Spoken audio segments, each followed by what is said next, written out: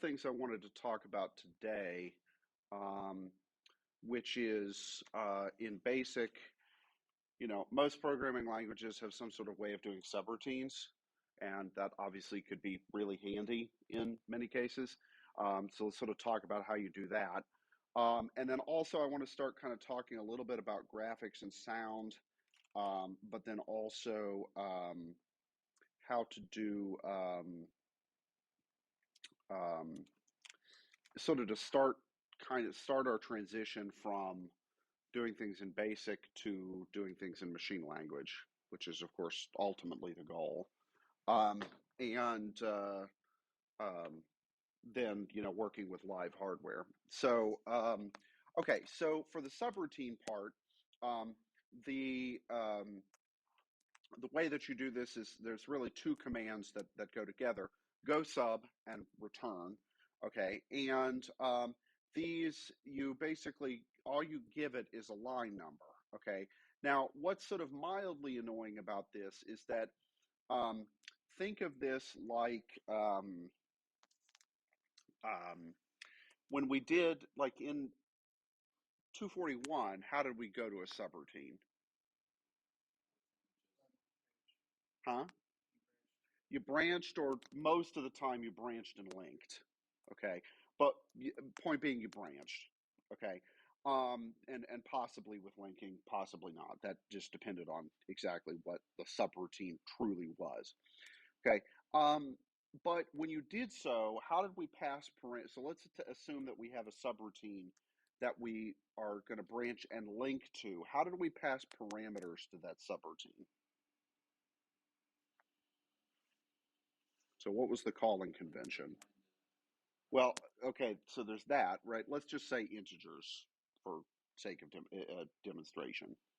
You wanted to pass,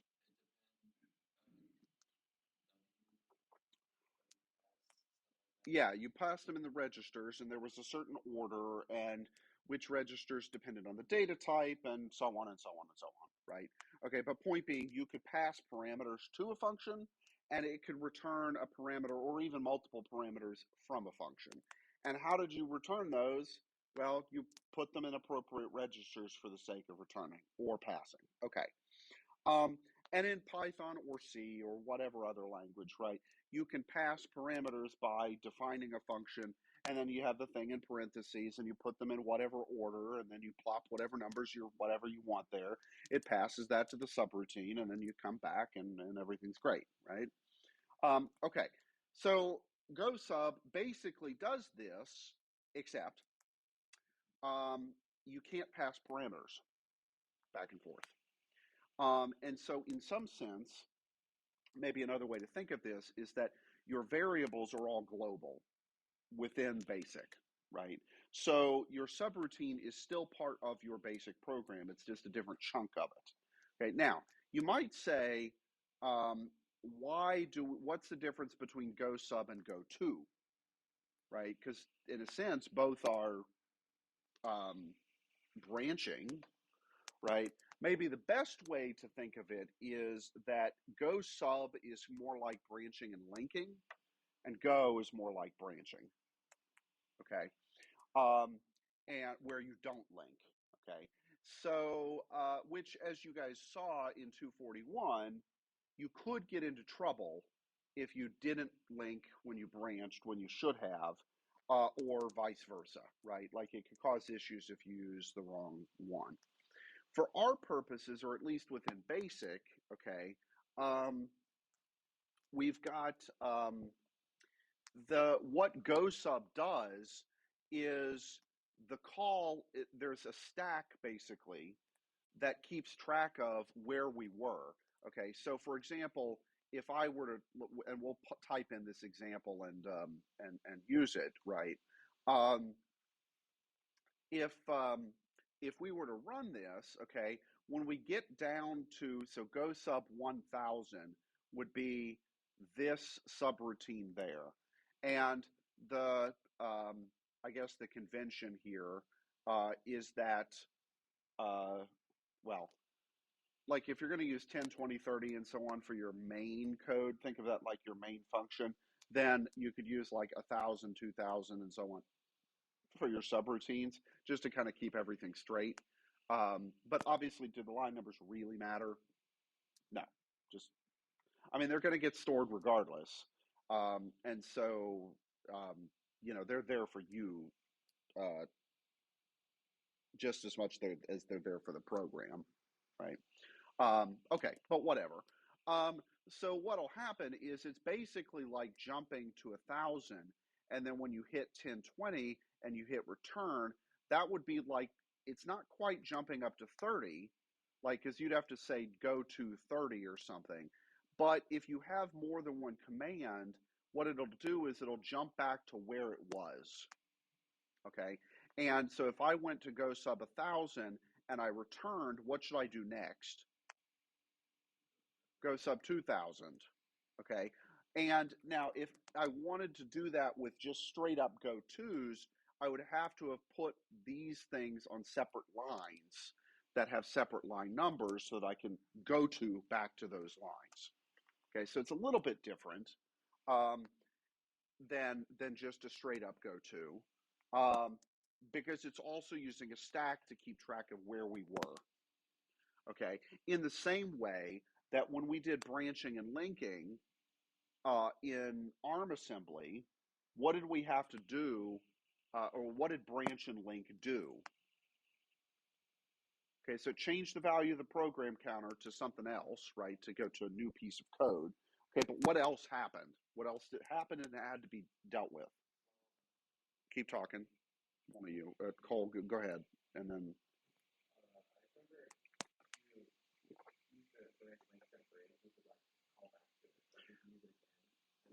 Yeah, and the way that you had to implement that is whenever you hit a branch and link, okay, it did a couple of things. It changed the program counter to the new target wherever you're going, okay, but it also was going to take the current value of the program counter plus 4 bytes, okay, 32 bits, and put that in the link register. Okay. And then when you went into your subroutine, what was the very first thing you did?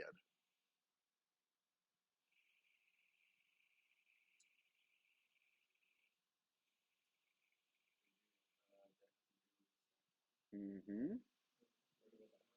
You had to put the current value of the link register and of the frame pointer, X29 and X30, you had to push those onto the stack. And then at the very, very end of the subroutine, what did you do?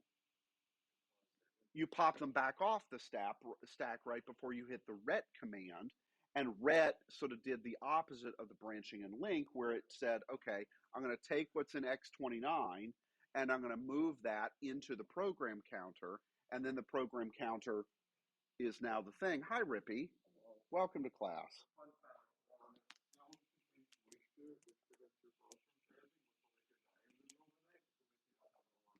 Ah, well, normally one puts phones in pocketses that are immune from liquidses. Oh, it is, yes. Yeah, filthy hobbits is what their filthy pockets is. Yeah. It's okay. I had to hike into work today because my car got stuck in the driveway. So by the way, does anybody have pledges in their house and or snow shovels? Huh? Yeah, I know that. Okay. Yeah.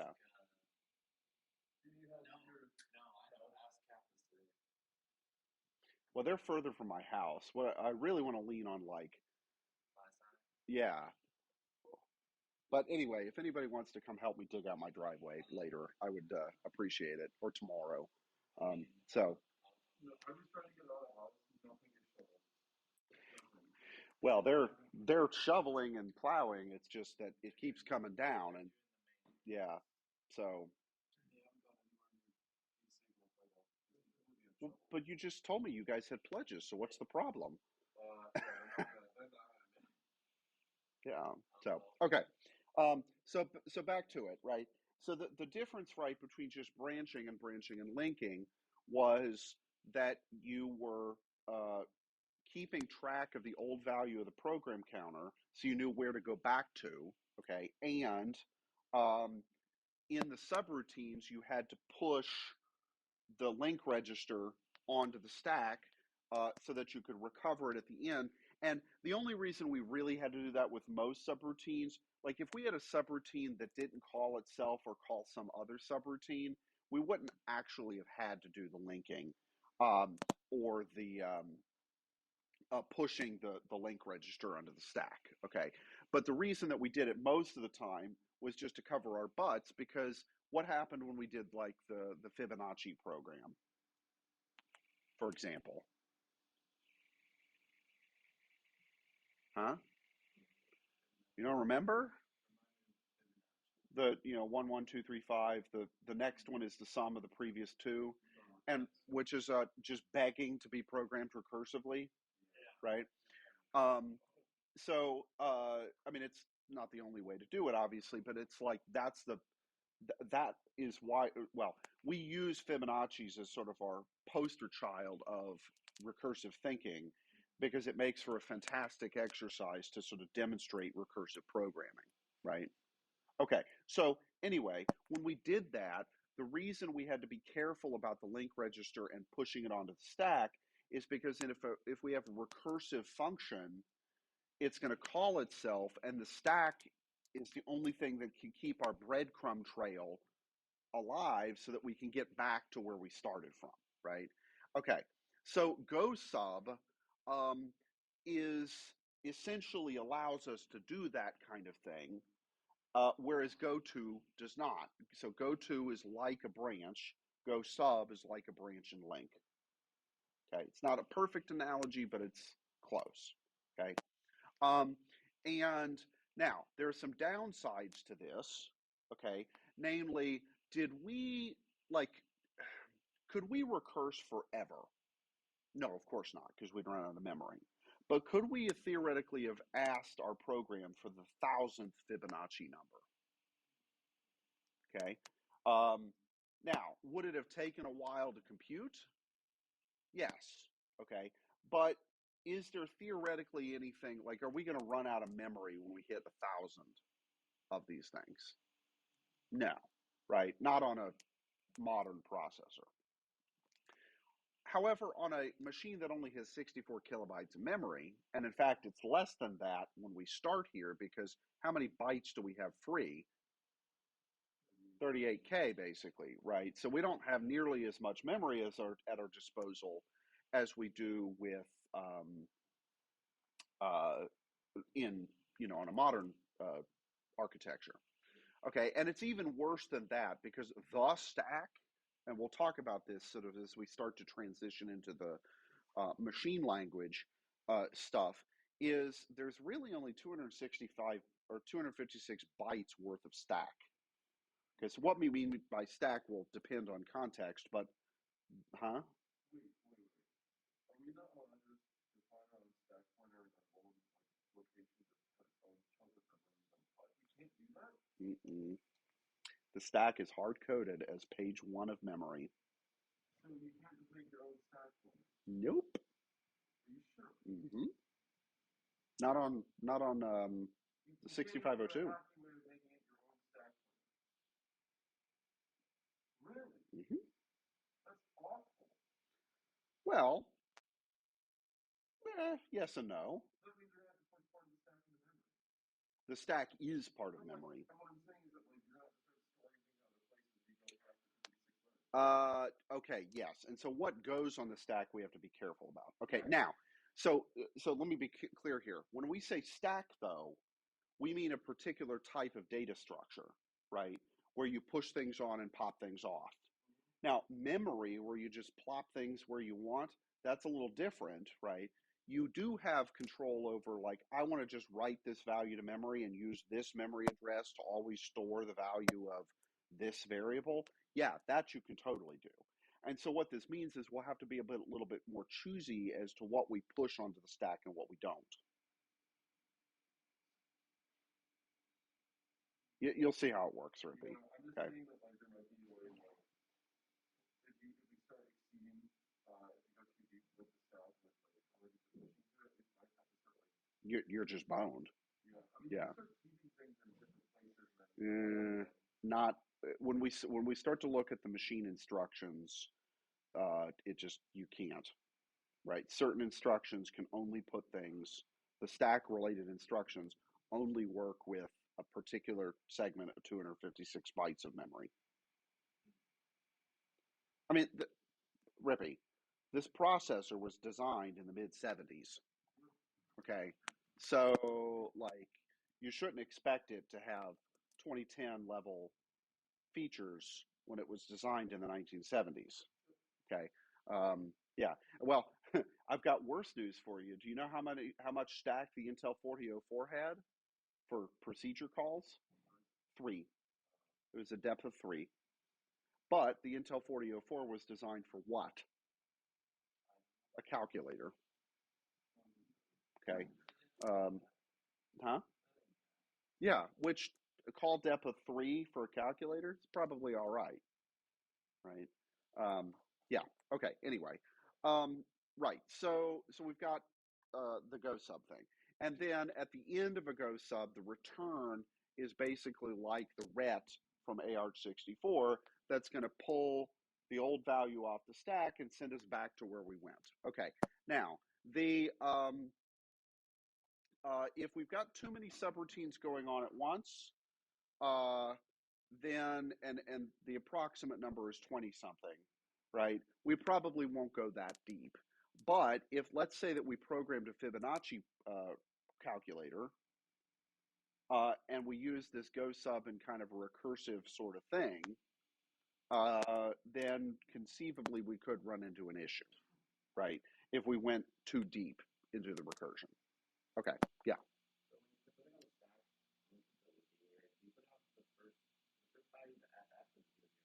FF. It goes from the it grows downwards, and that actually is the same as ARM64, right?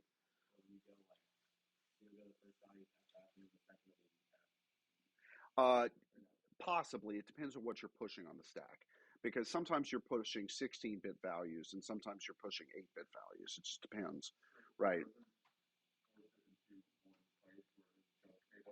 No, it's not. There's no junk data. The difference is whether or not you're pushing. Well, okay. So if you're doing a procedure call, right? So linking, if you will, the program counter is the only 16-bit register in the machine because memory addresses are 16-bit values. So when you push one of those, you're pushing 16 bits down. But if you're pushing the contents of any of the other registers, the accumulator or the X or Y index registers, it's on those are only 8-bit data, and so you're only pushing those 8 bits on, right? And then similarly on the pop, right? But there's separate instructions for pushing uh, the regular registers versus the program counter register. Okay, as we'll see, right? Okay, so basic sort of defines like there's this stack, if you will, that basic is keeping track of. Okay, and if we go too deep, well, then we're going to have problems. But it's basic, right? And ultimately, no matter what, no matter how fancy your machine is there some ultimate recursion limit? Yeah, because you only have finitely much memory, right? Okay, right. So let's maybe program this thing in. Okay, so just for the sake of time, let me copy it and let me put it in a file.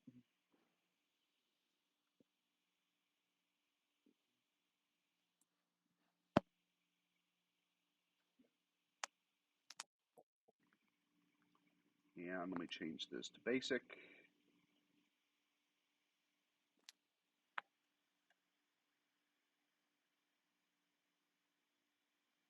And let me save this someplace. Let me just put it on the desktop. Okay, so let's see, we'll call it GOSUB. Okay, great. All right, so now I want to get this onto the Commodore on device so that we can actually see it working. And so how do we do that? Yeah, we need to token. Well, we got to tokenize it first, right? Okay, so how do I tokenize it? Yeah, can yours tokenize this one?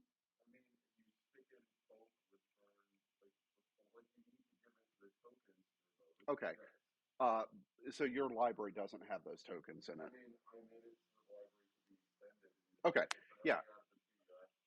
Which is fine, right? Okay. So let's take this and put it through the what was the other program that we were using?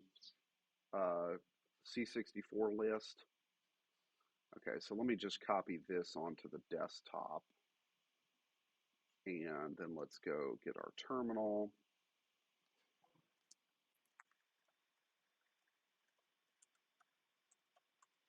Okay, so I need to do Wine64, and it was, what was it, C64 list, and then I don't remember the syntax, so what was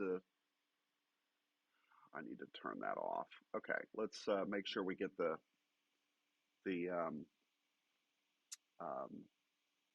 this. Okay, so we need to do our basic file, and then the mode we want to do is to output a program file with whatever our name is. Okay, all right, so let's do that. So C64 list. What did I call this? GOSUB.base. Okay, and then I need to do dash PRG that. It might, but I can always rename it. No, it didn't. Okay. So GoSub.prg. And in fact, let's just hex dump it and make sure everything looks okay. Okay, does that look at least initial? I mean, it's long, obviously, but does this look correct? Yeah, we've got 0801 at the beginning. We've got a pointer. We've got a line number. We've got a token. We got a whole bunch of other stuff. We got triple zeros at the back. So yeah, looks okay. All right, so let's see if it works if we drag it to Vice, because this didn't work last time. It looked funky. Okay, so um,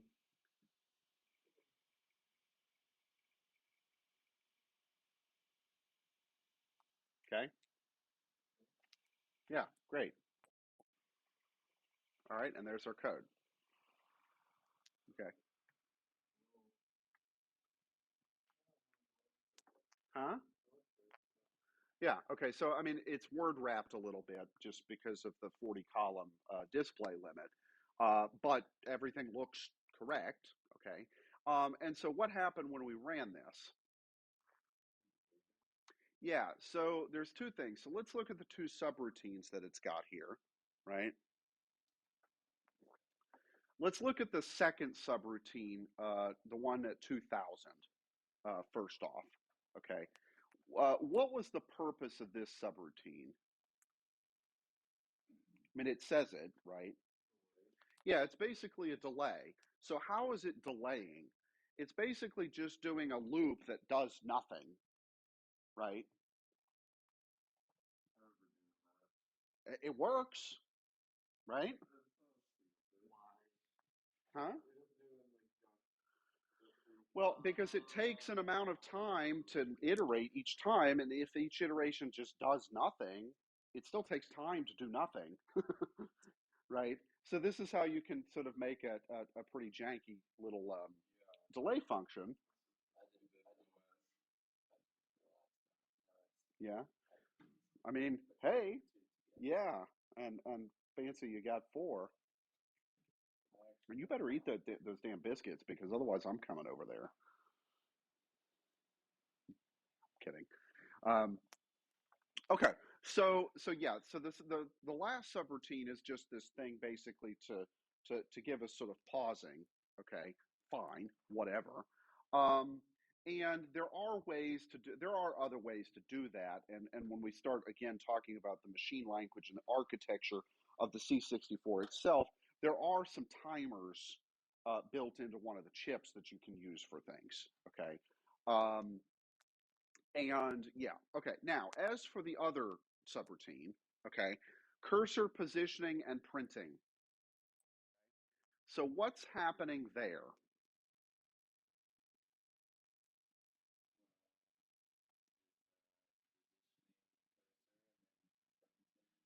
Yeah, okay. So this poke and peek business, what is that all about?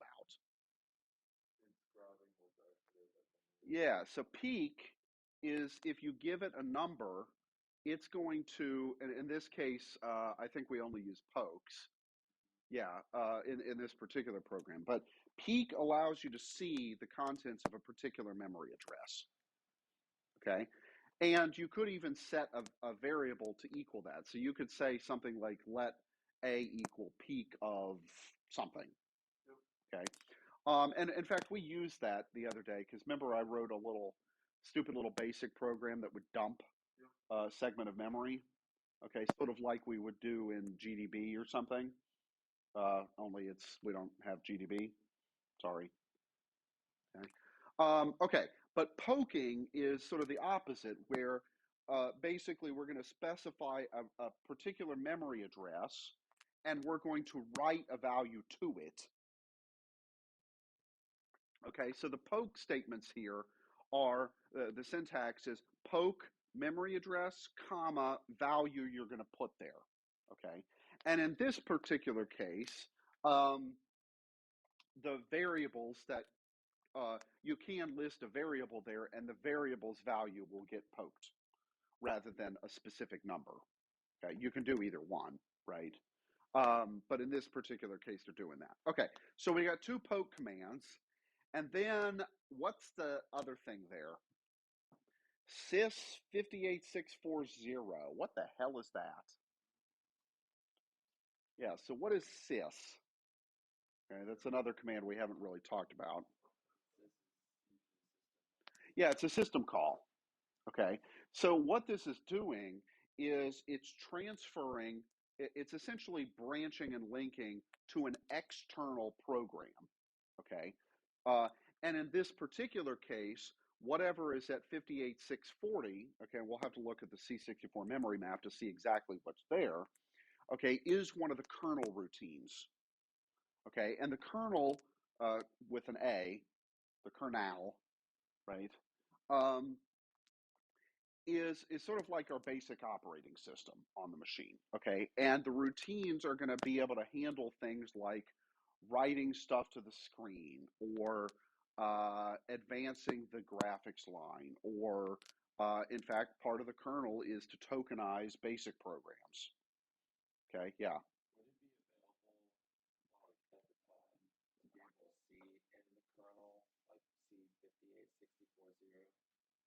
What do you mean by C?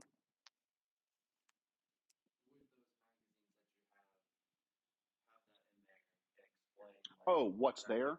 Yes, yes. So in the programmers' manuals and the references and stuff like that. So back in the day, right, when you didn't just have Google, yeah, you'd have to have books that said what the heck was actually there.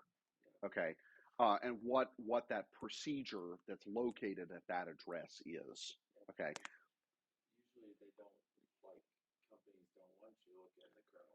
Uh, not quite the same thing, right?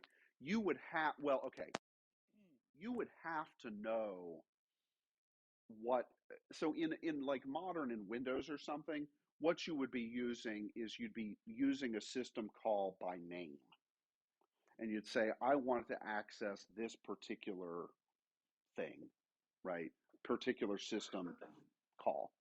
And then it would go out and do that. Okay. Now, knowing what that name is, or in our case, knowing what memory address it's stored at, you can't do anything without that, right? And obviously, you're meant to be able to use these things. Now, that said, that's different than if we were to actually go to memory and look at what was in memory starting at address 58640. Okay? Because what would we find there? Well, let's find out. What's in 58640?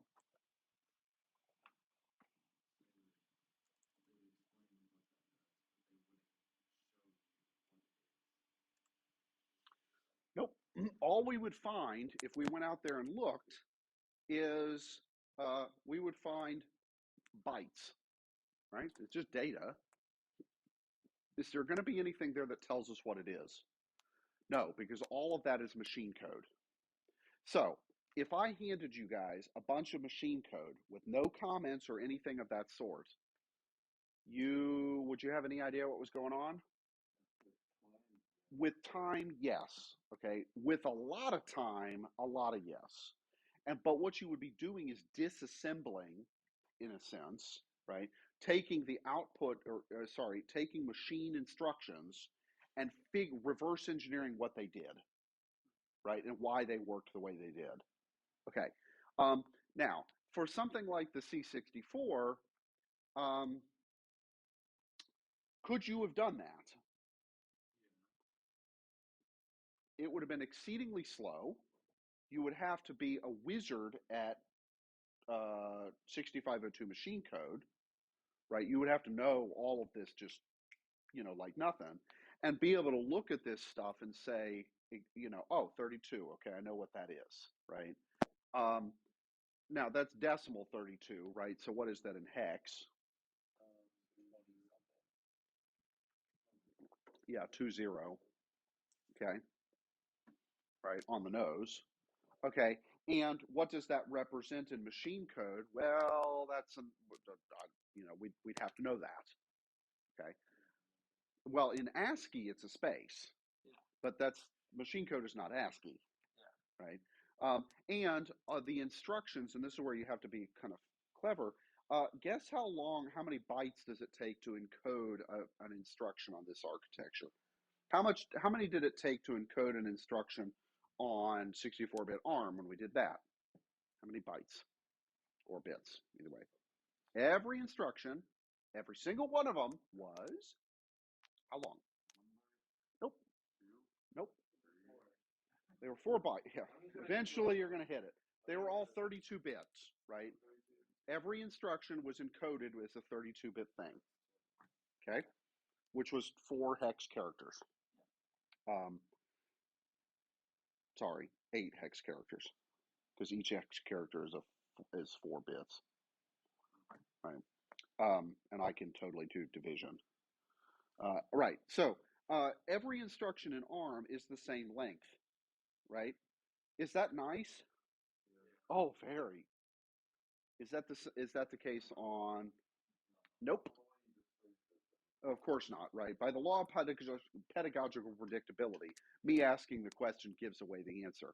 The instruction encoding is not the same for every instruction. Some of them are only a single byte. Some of them are 2, and some of them are 3. Yes. Okay. Now, fortunately, there's only 140 something instructions. Okay. And so it's not nearly as big of a problem to keep up with all of them as it would be on 64-bit ARM, where there are hundreds upon hundreds. Okay. And the ones that are 3 bytes long are really only 1 byte long, right? Because in addition to an opcode, what else do you need for an instruction? Yeah, the operands, right? And the operands here can only be, well, what are operands going to be? They're either going to be specific numbers or they're going to be memory addresses. Well, specific numbers can only be 8-bit quantities because this is an 8-bit machine, and the memory addresses are 16-bit quantities. So every instruction will either be 1, 2, or 3 bytes worth of data, depending on what type of instruction it is. Okay. Okay. So anyway, if we looked at and peeked 58,640, 58,641, and so on, we could start to decode those instructions and figure out what the heck they're doing. But we'd essentially be reverse engineering the source code, the source assembly code that somebody at Commodore wrote. Okay, which would be a pretty tall affair, right? But we could do it. Yeah. Okay. So anyway, so the sys thing there is branching and linking to an external program, or which in this case is part of the kernel. Okay, it could actually also be a machine code program that we wrote and put in memory someplace. Now, obviously, we couldn't put it in the same place in memory as basic programs go, but we could put it in memory someplace. Okay, and mix assembly and basic. Okay, okay, good. All right, so then let's kind of think about how this worked, right? So what did we do here in line 20? We set two values, 20 and 3 for SP and ZE, okay, whatever. And then we set the string A to be good morning. Okay, wonderful. And then we GOSUBed 1000. Okay, so GOSUBing 1000 did what? It poked two memory addresses, it used a system call, and then it printed to the screen a particular variable. Okay? All right, good. Then, after it printed, it went back and called GOSUB 2000. Okay, what did GOSUB 2000 do? It was just a delay. And then it returned, and then we moved on to line 30. Okay, what happened on line 30? Well, we reset some of these values to something else, okay, and then recalled the two subroutines, okay. So if I run this again, let's just see what it did.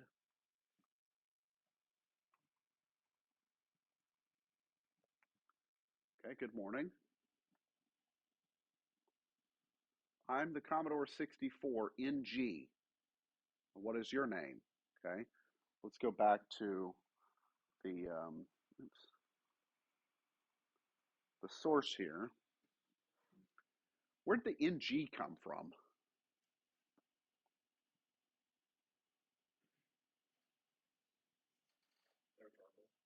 No.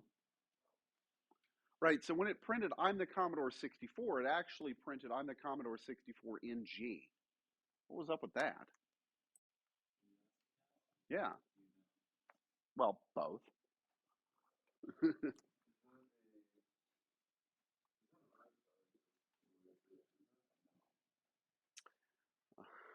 An artifact, what do you mean? Keep talking. It was the morning. It was the NG out of good morning. Okay, it was still on the screen, right? And so, yeah, okay, it was still on the screen when we reprinted the. It didn't flush the screen. Now we could flush the screen, right? There is a way to do that, okay, but it didn't in this case. Okay. Now the other thing here would be, so why don't we see the NG when the and what is your name got printed? Yeah, because it was longer and it basically replaced those characters with part of the new string. Good morning. Yeah, okay, so let's test that. All right, so I want to edit here. Well, okay, I think what I'm going to have to do is,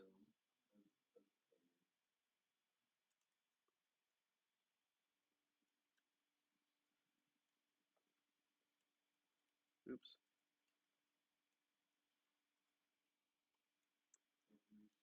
No.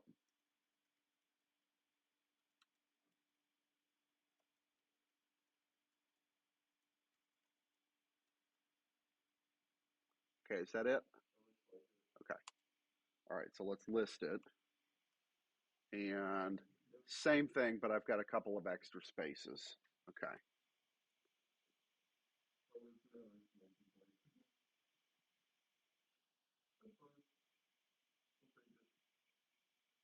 Okay. All right, so does that make sense? All right. So there is a way to clear the screen, okay? And in fact, that's what print car 147 does. So watch this.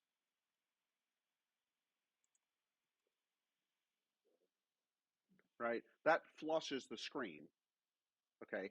And yeah, okay. And then, by the way, why it printed ready is after something completes, then it prints ready when it's basically returned back to the command prompt. Okay. Okay. So that's kind of cool. Yeah. So two other things we need to think about. So let me do.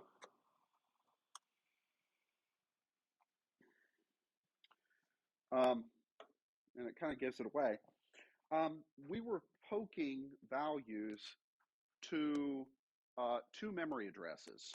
Okay, memory addresses 211 and 214. And in this case, we were passing um, to one of them the number 20 or 10 or 12 or whatever. Okay, and to the other one, we were passing 3 in two instances and 6 in the other.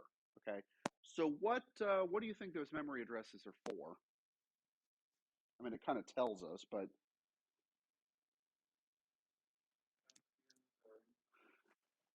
what are the two memory addresses, 211 and 214, doing for us in this program? Like those weren't picked out of thin air. It's where the cursor is. Okay. And so the by changing those values, we're able to move the cursor along the screen. And that's why when we ran it, you saw how and what is your name was lower than the other two things. Well, it was because what was ZE, what was that value for it? 6, but it was 3 for the other ones. Okay. And so what do you think would happen if we changed those numbers?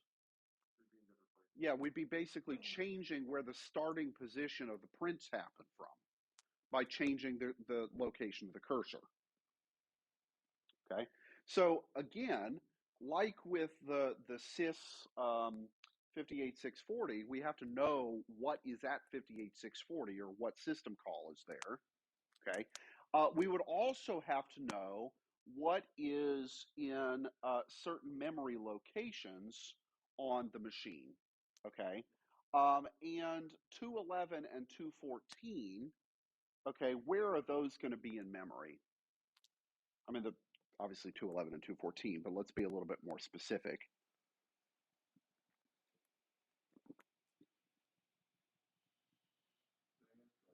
Hmm. So 211 and 214, where are those in memory? Right? They're kind of at the bottom, if you will. In particular, are either of them bigger than 255?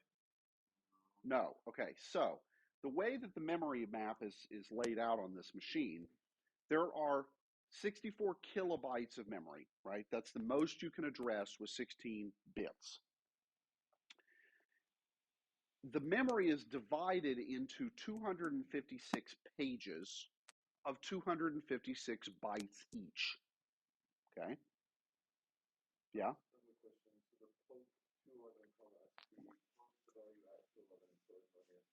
No, the other way. It takes what's SP and puts it in memory address 211. Okay. So where you're doing and what you're poking with. Okay. Okay. So right. So the pages of memory. Okay. There are 256 of them. The very bottom page, the 0th page, goes from memory addresses 0000 up through 00FF. Okay, so that's 256 things, right? That page is special. It's called the 0 page.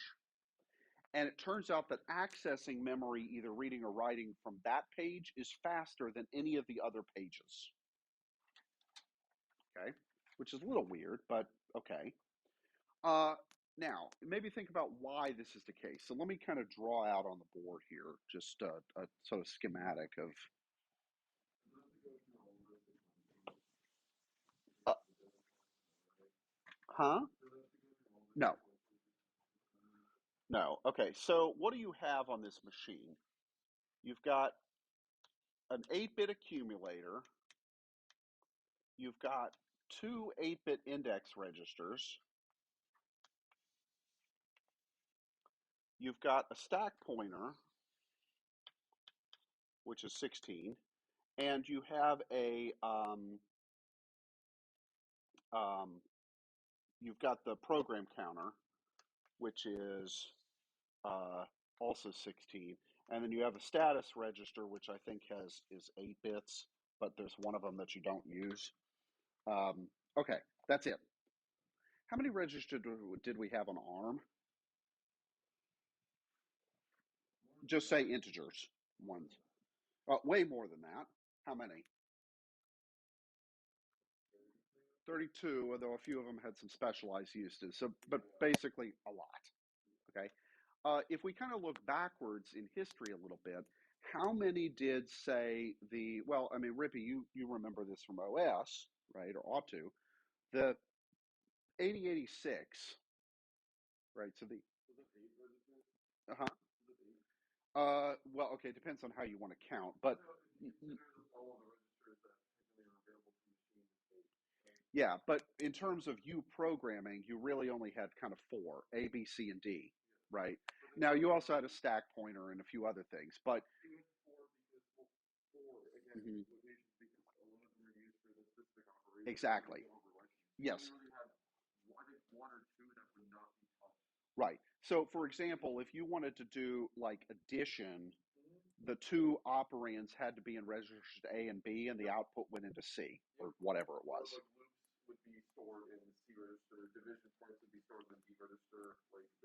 Yeah.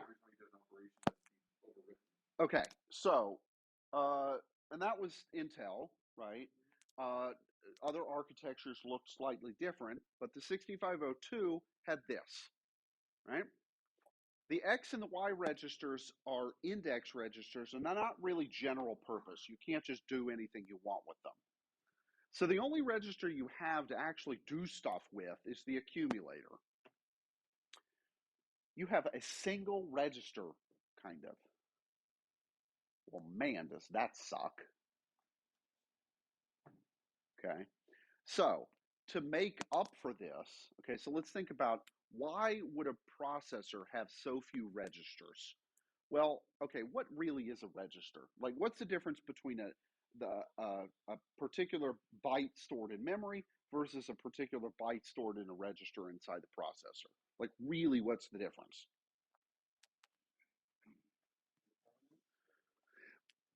Sort of. Both are only stored if the machine's on. Okay, but the stuff in memory is sort of more permanent, less volatile than the registers. But that said, how fast is a register versus a memory access? Yeah, register's way faster to access, okay, than memory. Um, but how expensive is it to have a register versus a piece of memory? It's much more expensive to have a register. Okay, why?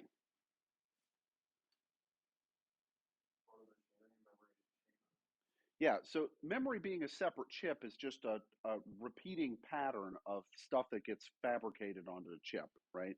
But the processor, um, the more memory essentially you're putting on board the processor, the more complicated it is to actually fabricate that thing, and the more chance for failure that there is, right?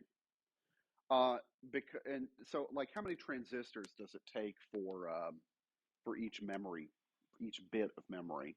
Well, when we did 241 and we were talking a little bit about D latches and stuff, it took a fair number of transistors just to store a single bit and be able to control whether or not you read or write from it, or read from it or wrote to it. Yeah?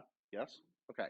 So that's expensive and complicated. And so there's a good reason that the processor was sort of register limited because it was an economic problem. Okay, now let's get back to why it's a good thing that the zero page is more quickly accessible than the other ones. The zero page basically functions like a bank of 256 registers, right?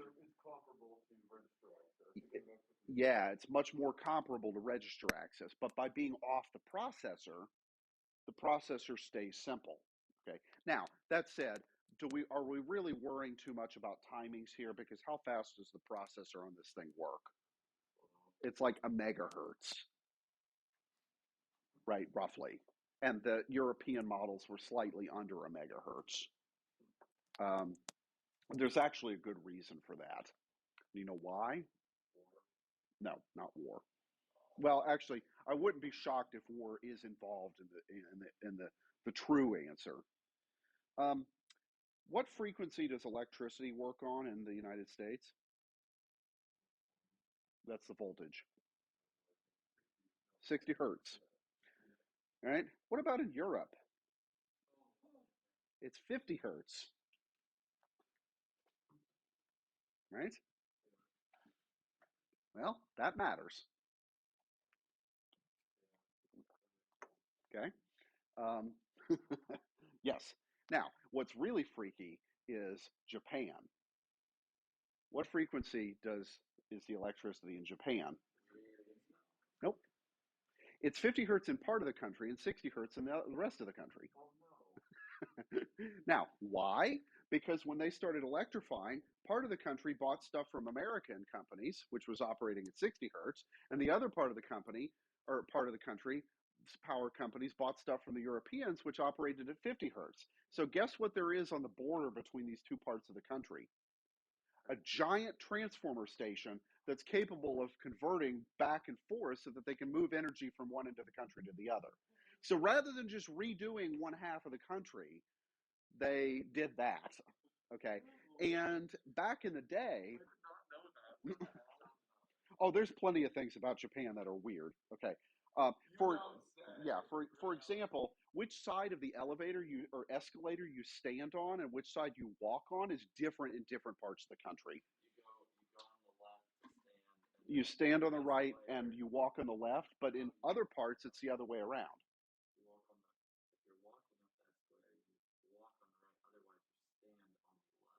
No, that's you're backwards for at least in America. You stand on the right and walk on the left. In parts of Japan, you stand on the left and walk on the right. But in other parts, you stand on the right and walk on the left. Now, what this means by the intermediate value theorem is that there's a place in Japan with escalators where nobody has any idea what to do. No, not really. Okay. Uh, yeah, so it's different in Tokyo versus Osaka, which is mind blowing. But everybody, life moves on. They just do it. Okay, so but anyway, my one of my friends in Japan told me that this was actually a real big problem back in like the 80s, because let's say, for example, you had a washing machine and you were moving from Osaka to Tokyo. Well, one of those cities was at 50 hertz and the other was at 60, and your washing machine wouldn't work on the other power. So you had to buy a new one when you got there. Well, yeah, it was great for the for big washing machine, but not so great for the consumers. Yeah. Now nowadays, everything that you buy can do 50 or 60 hertz. It doesn't care, right? But back in the day, that wasn't the case. Anyway, so yeah, so yeah, um, yeah. So like the power supplies that you get for your laptops and stuff, right? I mean, yeah, the other difference is that the plug shape might be different, but you can get plug adapters, but 50 versus 60 hertz, no issue. Okay. And in fact, a lot of power supplies also don't care if the input voltage is 110 or 220, which is what they use in Britain, right? So British electricity is 220 volts. Definitely don't stick your finger in one of those. Yeah, well, it also is capable of pushing more power because power is V squared over R, right, as we know. Now, that said, we do have 220 volt stuff in the United States also, like, but most of the outlets, like, are 120. Where are the 220 volt outlets in your house? They're there. There's just very few of them. Nope, 220. Mhm. No, actually, the fridges usually don't need that much voltage. Well, maybe not your washing machine, but your clothes dryer. If you have an electric clothes dryer, it guarantee it's 220 volt. Okay, um, and they have a different plug for that, right? So, so the next time you're doing laundry here in on campus, find the plug that the dryer's plugged into. You're saying 220, Mhm. and you said there were two in your house, right? Oh, there's just no, there's just a few. Uh, Right, because only a few things use them. Like if you had an electric water heater, for example, it would probably also use 220. If you have a gas water heater, it doesn't need that because the gas is yeah. So anyway, next time you're doing laundry or looking at your water heater at home, if it's an electric one, right, then find the plug. Okay. Okay. So GOSUB, right? We got that. Okay. So why did I bring up the 50, 60 hertz thing? Yeah. Well, okay. All right. So, yeah, sorry. So back to the zero page, right? That page of worth of memory, you kind of can use like a giant bank of registers, okay, for commonly accessed things, some of which, like on the Commodore, are going to be things, system values, and two of them that we've seen, 211 and 214, have to do with where the cursor is, okay? so And how much junk is already on that a page? fair bit. Yeah, a fair bit. Well, okay. So there's two answers to that question. It partly depends on the machine that's 6502 powered. Okay, because where the cursor is on a Commodore is one thing because the Commodore has a particular video chip and yada yada. On the 8-bit Nintendo, not the same things, right?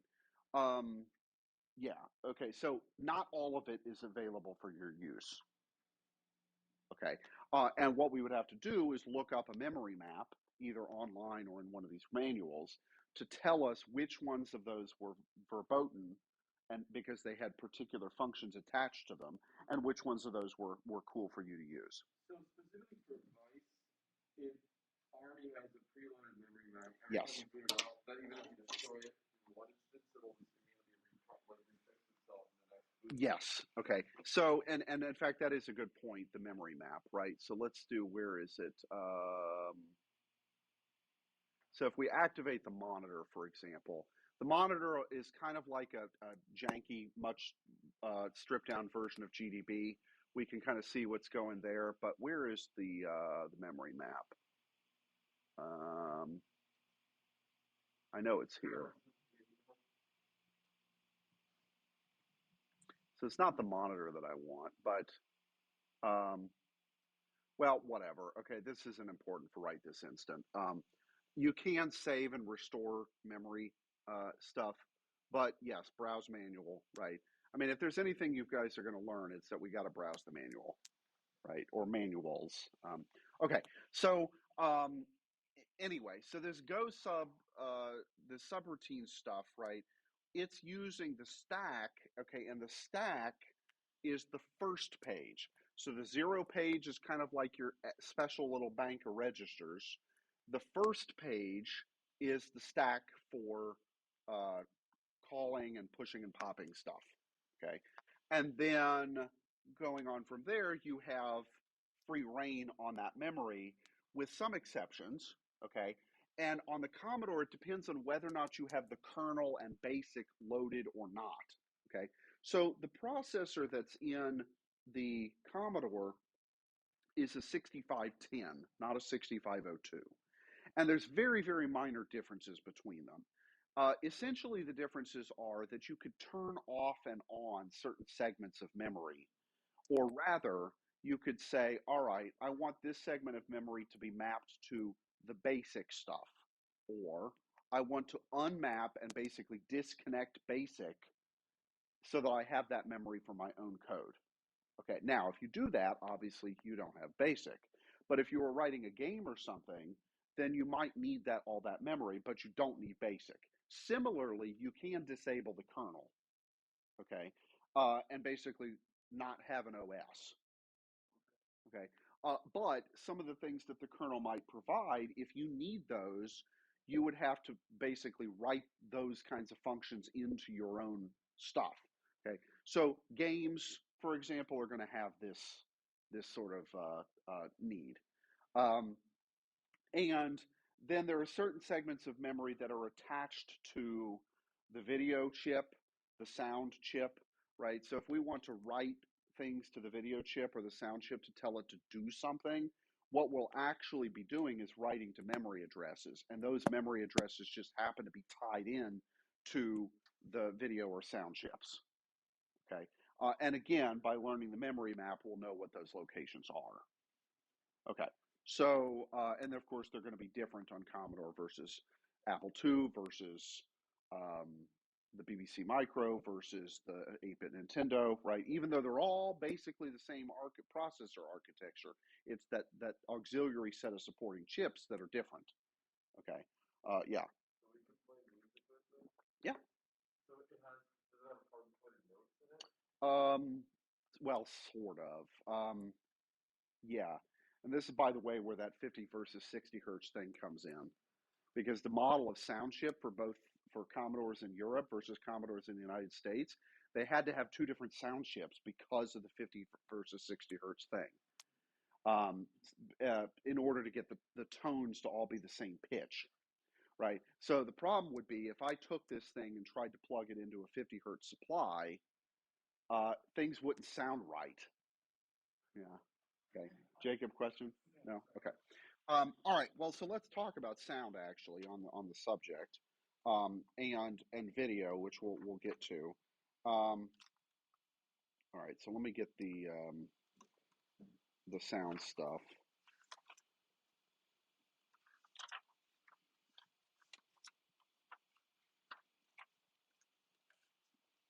Okay.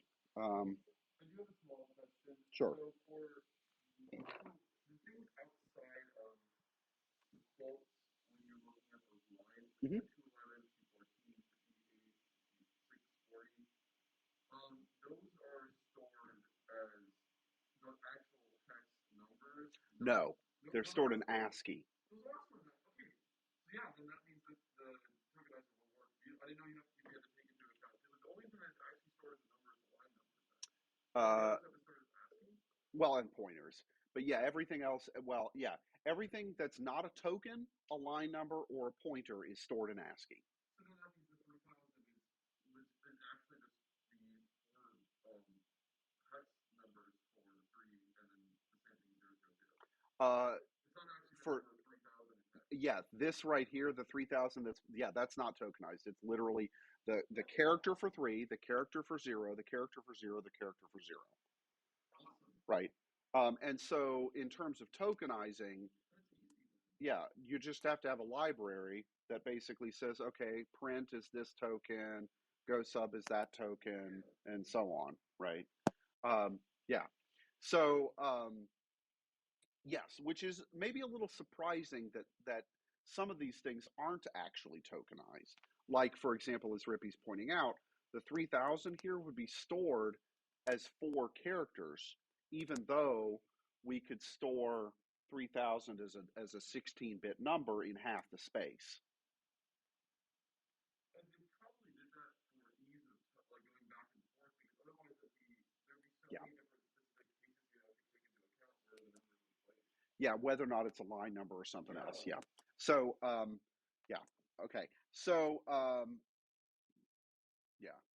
So the REM that there is the name of loop. No. REM stands for remark. That's how you do commenting. Okay.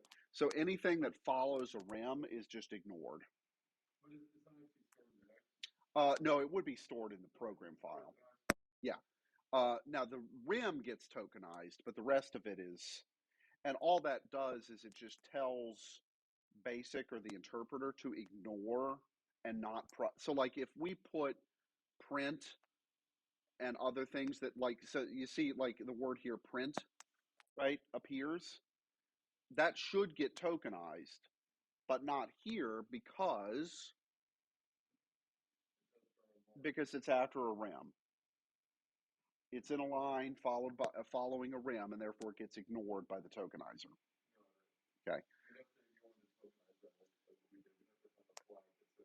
Yeah, you'd have to. That'd be the one thing that you'd have to add. Okay. And now it does store that still in the program. And in fact, if we go back to my terminal and we go up here, you notice one of the options on C64 list was the rim flag, remove all rim statements. Okay, why is that a good thing to have? If you originally had code that you wanted to have commented to see what was going on, great. But then if you wanted to remove the run statement, it would save you the memory and Bingo. save it space that you just wasted on all those characters. Yeah. Yeah. So exactly. If you wanted to, like for you writing it, you want the comments. Okay. But if you're going to then give this program, or like, let's say you sell it, right? You don't necessarily want to have all those comments in. And in particular, you may want to save the space so that you can have a bigger program. Okay. Yeah. So, okay. So there's that, right? And if we removed it, there'd be a lot less stuff here, but obviously it would make the code, well, in this case, it's not that hard to understand, but it would make the code like we'd have to think about each line and what it's doing. Okay. Okay. So sound, music, etc. Okay, we'll look at some examples of that, I guess, next time. And basically, the what we will have to do here, and I'll load in an example when we get to this to talk through it, is the way that you control the sound chip or the graphics chip is by writing to specific places in memory. Okay, the sound chip is capable of generating a couple of different kinds of tones. Obviously, we would need to specify things like their frequencies, okay, for which or which note number they are, right? In the sense of like, is it a C sharp number 4 or a C sharp number 3? Right now, how many of you guys actually studied music at any point in your life? Okay, so if I put a piano in front of you and asked you to play a C major scale starting at middle C, how many of you would be like and not know where middle C is? Really? Uh I know trumpet. And I can read music. okay. I can read music and I can tell you the notes. But you don't know where it is on the actual piano keyboard. Okay. Well, you press the key on all the notes. You have the three black keys and then two. If I remember, mhm. there's A. I think there's A sharp, B sharp, Yeah. C sharp.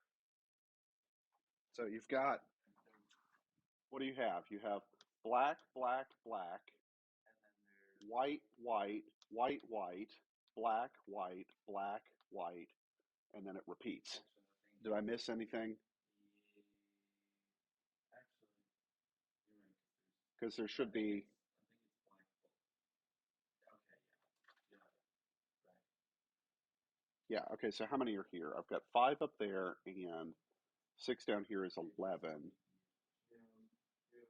I'm missing something.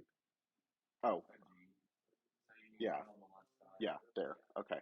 Um, yeah, because there's 2 white. Yeah, yeah, yeah, yeah. Okay, right. So we've got here, right? What's this one?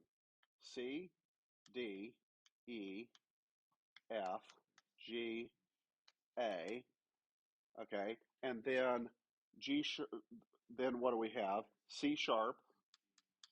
Oh, and yeah, it would help if I could, because I just didn't keep going. Right, C sharp, D sharp, or E. Right, so D sharp or E flat, and then C sharp or D flat. Okay, and then you've got F sharp or G flat, and then this one is G sharp or A flat, and then this is A sharp or B flat. Okay, and of course there is no B sharp and there is no C flat, right? Because B sharp is really C. right? Okay, so is this like foreign language I mean, I know it was Crawfordsville Schools, Drake. Did you guys learn any of this stuff when you were growing up? But you don't remember any of that? Yeah, I'm coming to Crawfordsville school system. Right, but not a piano. Okay, and that's fine. Right, right. Okay. All right. Cole, Owen, did you guys ever do anything with so you've never so Chinese is easier than this to you? Okay. So if I ask you guys to program the dear old Wabash in BASIC, you're doomed. Okay. Well, we'll get to that. Okay.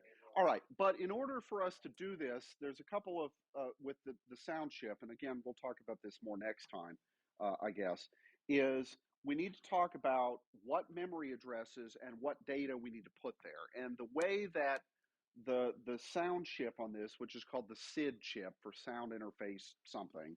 Okay. There's the SID chip for sound, and there's the VIC2 chip for video. Okay. Um, we need to know what memory addresses to write to. Okay, the machine had basically three voices, each of which could play a different type of sound, possibly to include noise, just sort of random. And if you did just a quick hit of noise, you could kind of simulate percussion with that. Okay, which is sort of the idea. But this is going to be like super 80s music, right? Lots of synthesizer, like, I know, right? Okay, so the only thing I need the rest of you to promise me is that you'll keep Rippy from dropping Molly and starting dancing when we start programming all of our sound. Okay, because, yeah, can't promise anything. Okay. But yeah, it's going to be very synthy. Okay. And then in terms of the video, what we'll have the ability to do, okay, and this is why, so some of you guys actually took CS101 with me back in the day. It's been a little while, right? But what did we do in CS101 when we programmed? We used Scratch, okay, and how did Scratch handle graphics? Yeah, it was sprite based. Okay. So a sprite, right, is just a little rectangular thing that had some art attached to it. Okay. And those things could be moved around on the screen. Well, guess what? The Commodore is sprite based. Okay. So we can put up to 8 sprites on the screen at a time, asterisk. If you're clever, you can do more. Hmm. The way you would do more is, and actually the original Nintendo also had this limitation.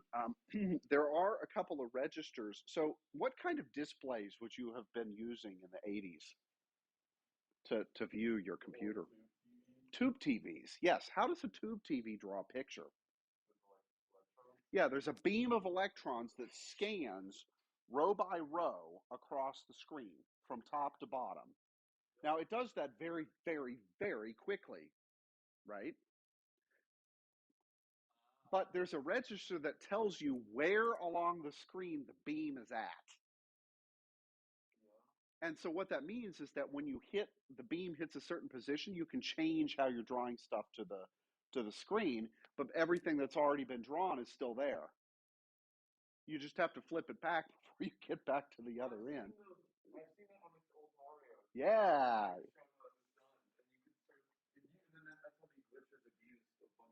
some of it, okay, but it's also how, like in original Mario, you know how there's the bit at the top that's got the your point count and the how many Marios you've got and that sort of stuff, and the scrolling doesn't happen there. Like if you move, all of that stuff stays put and there's no background behind it, but everything else does scroll. That's what they're doing. They're manipulating whether or not scrolling is turned on or off based on which raster line you're on. And the raster line is the electron beam. Okay. Now, do we have electron beams anymore with LCDs? No, but we can kind of think of it that way, right? So, yeah. Okay. All right. So, sound and video next time. and I'll make a new assignment that involves GOSUBing, um, just to keep you guys, having fun. All right. See you later.